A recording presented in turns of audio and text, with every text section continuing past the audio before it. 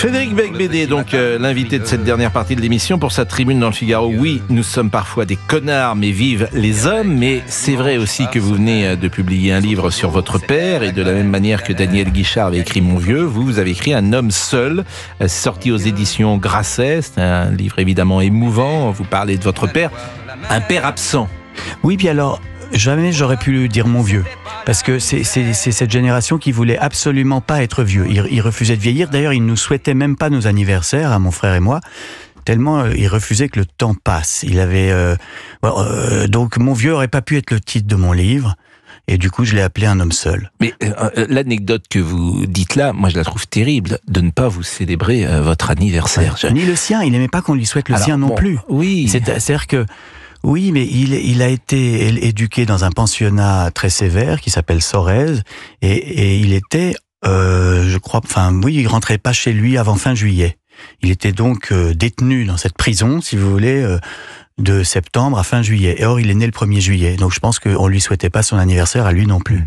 Est-ce que vous avez le sentiment, alors cette génération, bien sûr, c'est générationnel, les pères ne s'occupaient peut-être pas des enfants comme aujourd'hui on s'en occupe, mais il y a de l'amour quand même. Franchement, en tout cas, il était ni prononcé, ni démontré. Ma famille, c'est une famille où on ne se disait pas je t'aime, on ne s'embrassait pas, se serrait pas dans les bras. Personne n'a jamais exprimé la moindre affection à mon père. D'accord pour ça, mais est-ce qu'il y a du temps partagé? Parce que aimer, c'est toujours très difficile d'avoir une définition de l'amour. Mais convenons quand même que être avec quelqu'un, aller le voir au football, au basket, son fils, s'intéresser à lui, l'amener au cinéma, l'amener Bien sûr, mais c'est ça. C'est ce qu'on fait aujourd'hui. Mais ça, est-ce que ça, mon père n'a jamais connu ça. Vous n'êtes jamais allé au cinéma avec votre père? Si, c'est vrai. Mais lui essayait parfois, il faisait des efforts quand même. Oui, on est allé au cinéma ensemble. C'était un moyen pour lui de ne pas nous parler, puisque... Oui, mais ça c'est pas grave, on passe le temps, on passe du temps ensemble. Oui. Ça c'est bien, de passer du temps ensemble. Pas très souvent, mais c'est arrivé. Bon, vous faisiez du sport? Non. Aucun sport. Parce que moi, par exemple, mon père est venu me voir, j'ai joué je ne sais combien pendant 10 ans au foot, il était toujours là en train de me voir. Donc vous avez eu un père exceptionnel. Oui, mais je cherche des moments où il pouvait s'intéresser à vous. C'était un homme d'affaires, il voyageait beaucoup, il avait... Et je pense qu'après son divorce, il a considéré que c'était... Je sais pas, c'était trop douloureux. Il regardait vos cours? Il nous invitait de temps en temps chez lui, mais en général au milieu de grandes fêtes où il y avait une centaine de personnes. Il avait beaucoup de mal à communiquer avec ses enfants. Et je pense que ça vient de son enfance à lui. Donc il n'y peut rien, vous êtes indulgent. Très indulgent, bien sûr, mais je lui ai pardonné. Bon, les gens reproduisent. Mais vous, par exemple, avec vos enfants, vous avez reproduit ça ou vous êtes différent? Non, j'espère être complètement l'inverse. C'est-à-dire que moi, je suis un papa gâteux, très présent, trop présent, qui répète 10 fois par jour à ses enfants qu'il les aime. Oui, mais c'est pas ça non plus. C'est trop, c'est beaucoup trop. Je veux dire, c'est bien. D'abord, c'est très bien de dire à ses enfants qu'on les aime, mais il faut être quand même directif, leur donner un cadre. Alors, en plus, vous, le cadre, à 13 ans, vous étiez déjà dehors. Oui, j'étais déjà chez Castel à 13 ans. Mais c'est tout ça que je raconte dans mon livre, si vous voulez. C'est cette génération de pères qui voulaient non seulement ne pas vieillir, mais qui voulaient se comporter comme des enfants. En fait, les enfants de divorcés, c'est souvent eux les adultes de la famille. On devient adulte très tôt, et on a des parents qui veulent jouir des plaisirs de la vie, être libres. Même si vous êtes un enfant de divorcé à une époque différente. C'est-à-dire que dans votre classe, je suis pas sûr qu'il y ait beaucoup d'enfants divorcés. On était les premiers. Voilà, vous êtes de 64 ou 65 Oui, 65. Bon, moi je me souviens très bien, on a le même âge, des enfants divorcés dans la classe, il n'y en a pas beaucoup. Alors qu'aujourd'hui, c'est la norme. Donc d'abord, il peut y avoir une souffrance, parce que vous êtes divorcé. Oui, on avait un peu honte, on savait pas trop comment expliquer ça. Et surtout que nos parents ne nous en parlaient pas. Ils nous expliquaient rien. Et c'était comme ça. Et puis. C'est-à-dire qu'ils vous ont pas dit pourquoi ils divorçaient? Non. Papa travaillait beaucoup. Il était en voyage d'affaires. Et il a fallu attendre que j'ai une quarantaine d'années pour que je sache exactement ce qui s'était passé. Ça, c'est fou quand même. C'est ça qui est terrible d'ailleurs, parce que de ne pas parler aux enfants, ça crée quelque chose. Mais c'était nouveau, comme vous l'avez dit. Et donc, on n'avait pas encore de mode d'emploi. Les parents, quand ils se séparaient, ils ne savaient pas très bien comment l'expliquer. C'était très... il y avait des grands-parents autour Il y a de eu vous ensuite, en plus c'est devenu quelque chose de banal et maintenant on sait à peu près quoi dire aux enfants, mais ça n'enlève pas le fait que c'est cataclysmique dans la vie d'un enfant d'avoir des parents qui se quittent. Vous aviez quel âge? J'avais 7 ans. Hmm. Ouais. Et je dis dans mon livre que c'est notre guerre à nous, à ma génération, c'est le divorce. On a eu beaucoup de chance, on a été dans une époque extrêmement protégée, qui est en train de s'achever. Mais notre guerre, ça a été ça. C'était d'avoir les gens qu'on aime le plus au monde, qui ne s'aiment plus, qui se quittent, et d'avoir tout d'un coup 2 maisons, et de faire tout ça dans une ambiance de sourire, de faire semblant que tout va bien, pour pas leur faire de peine. Donc nous, on a de la peine, mais cette peine, elle est niée. On passe son temps à mimer le bonheur qui n'existe plus. Un homme seul, c'est aux éditions Grasset, c'est Frédéric Beigbeder sur Europe 1 à 12h40 qui parle de cette séquence très particulière. Alors, avec votre frère, évidemment, vous avez quand même 2 réussites très particulières et disons-le, très exceptionnelles. Comment votre père a vécu cette réussite d'abord de votre frère, qui est un chef d'entreprise et qui a réussi vraiment dans les affaires, comme peu de gens réussissent dans les affaires, et puis vous, dans votre domaine, qui est pas facile, le domaine de la littérature, de l'écriture, des idées, vous êtes un personnage très puissant de ce monde. Donc alors, c'est 2 réussites. C'est très gentil. Il était très fier de la réussite de Charles, je crois, parce qu'il était lui-même homme d'affaires et donc que son fils... lui emboîte le pas avec un tel succès, ça lui faisait très plaisir, je crois.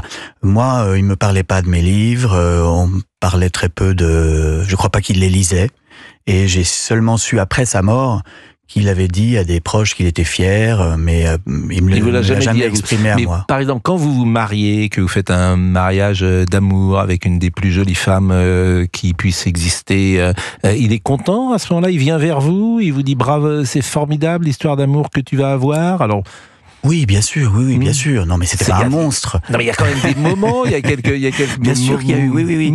Oui, mais en même temps, complicité, veux-je dire. Il y avait des réactions étranges. Par exemple, quand je lui ai annoncé que j'allais avoir mon premier enfant, j'étais avec ma petite amie pour lui rendre visite, et il a dit, mais qu'est-ce qui vous prend? Pourquoi vous faites ça? Il y avait des drôles de réactions. Ouais. Ouais. Et au lieu d'être heureux que son fils lui annonce qu'il va être grand-père, lui, ça l'emmerdait d'être grand-père. Bon, je rappelle que vous êtes venu pour pour cette tribune dont j'ai tout de suite vu, évidemment, la duplicité, ça ne m'a pas échappé, parce que oui, nous sommes parfois des connards, mais vive les hommes. Alors vous écrivez. Écoutez, vous êtes d'accord avec ça quand même? Oui, je suis assez d'accord, mais moi je suis pas un fan des hommes en général, et vous savez, François Truffaut ne passait pas après 19h, voulait plus voir les hommes. Oui. Et les hommes ensemble, c'est pas toujours ma tasse de thé. Bon, les hommes progressent quand ils plaident coupables. Oui, nous sommes parfois des connards. Certes, nous avons bousillé l'environnement. D'accord, nous avons déclenché toutes les guerres. Aucun homme ne peut être fier d'avoir dirigé le monde pendant des milliers d'années, considérant le résultat. Il n'y a pas de quoi pavoiser. Des millions de morts pour aboutir au réchauffement climatique. Tout ça pour ça, je comprends que on nous présente l'addition. Alors là, en lisant ça, vous m'avez scié, quoi. Ça y est, il est converti.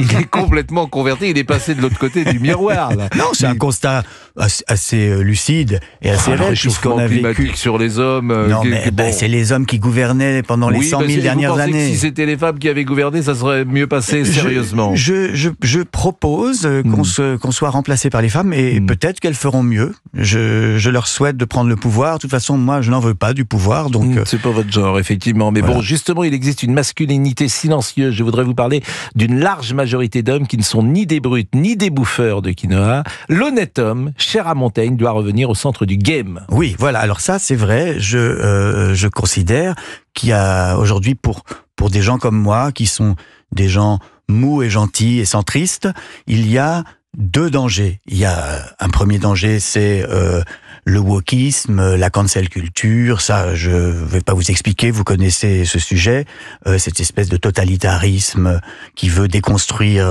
l'homme. Vous qui êtes un symbole de la virilité, je vais pas vous expliquer, vous connaissez ça. Mais il y a aussi en face un autre danger, qui est aujourd'hui le masculinisme excessif. Je veux dire, Elon Musk qui arrive avec sa tronçonneuse, qui fait des saluts nazis. Pour moi, ils sont aussi dangereux parce qu'ils symbolisent une forme de retour à la misogynie, au sexisme, au machisme, qui est totalement vulgaire et dans lequel je me reconnais pas parce que, comme vous le voyez, je suis beaucoup plus féminin que vous. Bon, ce manifeste veut tendre la main, alors c'est là que j'ai vu la supercherie, ce manifeste veut tendre la main aux hommes qui débarrassent le lave-vaisselle. Je rappelle qu'on vide le lave-vaisselle et on débarrasse la table, donc vous l'avez jamais fait en fait. Mais si, j'adore, je vous dis que c'est mon antidépresseur. Lise avec autant de plaisir le continent masculin de Marin de Viry que Karen d'Esther-Teillard. Alors je ne connais pas ça. Ah, c'est très très bien, c'est un premier roman, c'est vraiment la révélation de ce début d'année. On aura compris que je parle de moi ici, mais contrairement à mon père, j'espère que je ne suis pas un homme seul. La principale différence entre mon grand-père et moi, c'est que lui revenait chercher son fils à l'école 1 an après l'y avoir emmené. Oui. Ça, c'est du bec BD. C'est vrai que vous êtes drôle et brillant. Oh, mais je suis d'accord avec vous.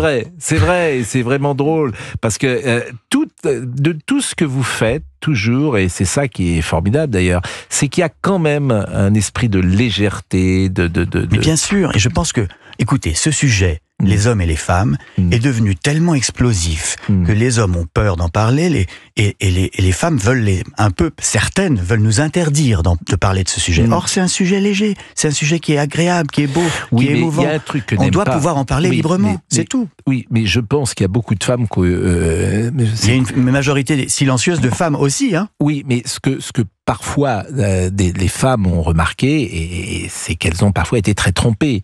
Il y avait des hommes qui aiment séduire des femmes et qui aiment la collection et qui effectivement étaient... le film Mon Roi était intéressant de ce point de vue-là, c'est-à-dire qui mentent, qui sont prêts à tout pour arriver à leur fin, qui multiplient les conquêtes et peut-être cela rend-il certaines femmes malheureuses. C'est assez masculin. Oui. J'ai l'impression que c'est plus masculin que féminin. Oh, ça c'est macho par exemple, ça, de dire ça. Il y a des femmes qui aiment conquérir et séduire beaucoup d'hommes, ça existe. Et puis, je pense que volants, mais c'est pas la majorité de l'espèce. Cette question-là, elle est morale en fait. Là, vous abordez un terrain moral, c'est-à-dire est-ce que le donjuanisme doit être autorisé ou non. Je pense que vous avez tout à fait raison. Je pense il ne l'est plus aujourd'hui. La jeune génération, elle veut plus des donjons. Parce que l'homme qui aimait les femmes de Truffaut, ça sort plus. Et alors, il faut à ce moment-là... alors, qu'est-ce que vous voulez faire? Vous rétablir une loi contre l'adultère? Mais je pense que le modèle que vous et moi avons eu dans les années 70, l'homme à femme, était un modèle. Oui. Nous sommes d'accord. Mais c'est le sujet de mon livre. Alors là, totalement. Bon, l'homme à femme était un modèle. Aujourd'hui, il est castré. Faut lui couper la zigounette. C'est-à-dire que c'est un comportement, qui est... comment dire, qui est inculqué par un certain, les médias, la littérature, le cinéma, qui ont présenté les hommes à femmes à un moment, les playboys, comme une utopie masculine, comme si coucher avec le maximum de femmes rendait heureux. Pas du tout. J'ai vu mon père, c'était l'histoire de sa vie, c'était qu'il a terminé seul et qu'il était plutôt très très triste et très mené par des sortes de désirs qui n'étaient pas sincères. Et puis il y a cette phrase sur laquelle je voulais vous interroger, puisque vous parlez de moi, à force de favoriser parasseusement une société qui ne correspond pas à notre culture, nous avançons tranquillement vers sa destruction, à force de soumission à une idéologie minoritaire pour avoir l'air cool, nous donnons raison à Pascal Praud. Et j'ai l'impression que c'est pas très gentil ce que vous avez dit. J'ai l'impression qu'il y a quelque chose qui n'est pas très plaisant. Nous donnons raison à Pascal Praud. Mais que dit-il ce Pascal Praud Je pense que justement, votre succès, il vient du fait que vous avez une parole de bon sens, un peu de bon sens près de chez vous, le bon sens paysan. Vous me réduisez à ça. L'interview qu'on a faite ensemble, là, vous trouvez que c'est une parole de bon sens paysan. La génération comme moi, ceux qui ont voulu être hype, qui ont voulu être branchés, qui était en fait un peu très ouvert et tolérant, avec toute forme de code minoritaire trop pointu, finalement c'est éloigné des fondamentaux. Des fondamentaux de ce que vous disiez, la morale. La morale simple, c'est quoi? Il y a le bien d'un côté, il y a le mal de l'autre. Et c'est mieux si on fait le bien que le mal. Moi, c'était plutôt la dérision, le cynisme, le nihilisme, rien à foutre de rien. Et vous pensez que tout ça, c'est pas des domaines, par exemple, qui me touchent, cette dérision? Je pense que oui, mais je pense que ça a conduit, cette espèce de je m'en foutisme permanent a conduit à ce qu'il y ait un retour, vers des valeurs un peu plus morales, et que c'est peut-être très sain. Je dis, nous donnons raison à Pascal Praud. Je dis pas qu'il faut jeter Pascal Praud aux oubliettes. Bon, bah, si je rencontre ce monsieur, je lui dirai ce que vous pensez de lui. mais j'ai l'impression qu'il y a quelque chose que je voulais vous faire. Non, mais c'est vrai que vous essayez d'analyser votre succès. Votre succès, il a Non, une c'est pas. cause. Moi, je suis. Alors peut-être que ce côté bon sens, je veux bien, mais je suis pas sûr. Je pense simplement que notre émission permet d'entendre des voix qui sont entendues nulle part et qui viennent percuter ce que pensent beaucoup de gens. C'est tout. Oui, et puis il y a une bien-pensance, ça je le pense aussi, qui a été cette bien-pensance. Maintenant, il faut qu'elle puisse entendre un autre discours. Bah, sur la peur, par exemple, de quoi on parle depuis 2 jours? On parle d'un président qui agite les peurs. Eh bien, dans l'espace médiatique plus classique, on n'est pas sur cette ligne-là. Ça, c'est pas du bon sens paysan. Oui, oui. Moi, je crois, il me semble-t-il. Bon, il est 12h49. Vous restez avec nous, Frédéric Becbédé. Je pense qu'il devrait venir tous les jours, Frédéric Mais Becbédé. oui.